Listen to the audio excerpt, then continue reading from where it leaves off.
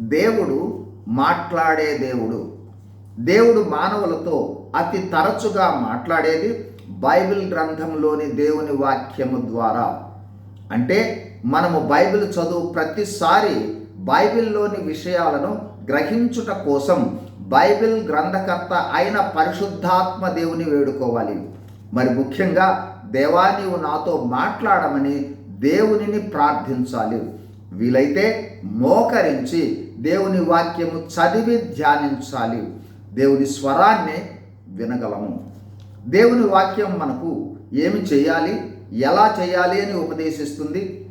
మనలో ఉన్న చెడ్డ స్వభావాన్ని ఖండిస్తుంది. మనలో ఉన్న తప్పులను సరిచేస్తుంది. నీతి యందు శిక్ష చేస్తుంది. సుత్తి వలె బండరాళ్ల వంటి మన హృదయాలను బద్దలు చేస్తుంది.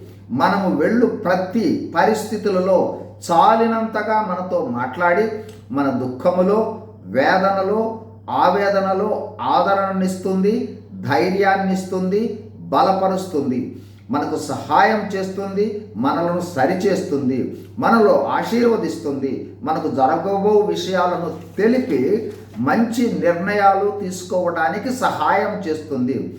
మనం వెళ్ళు ప్రతి పరిస్థితిలో మనతో మాట్లాడుతుంది. అందుకే దేవుని వాక్యము హృదయంలో భద్రపరచుకోవాలి.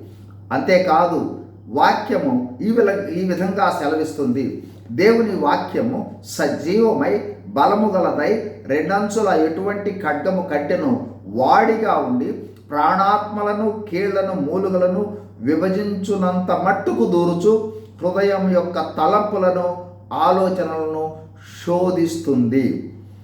అయితే దేవుడు మాట్లాడతాడనే గ్రహింపుతో వాక్యము చదువుట అతి ముఖ్యము. పాఠ్య పుస్తకాల వలెనో ఏ ఇతర పుస్తకాల వలెనో చదవాలి అని ఆచారంగానో చదివితే మాట్లాడే అనుభవంలోనికి రారు.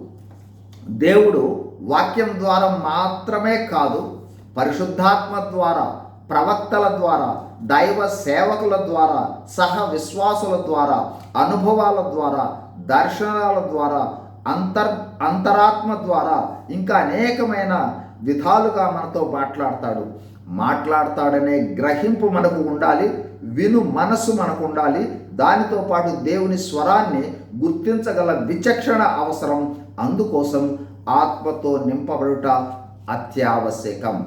God bless you. Thank you.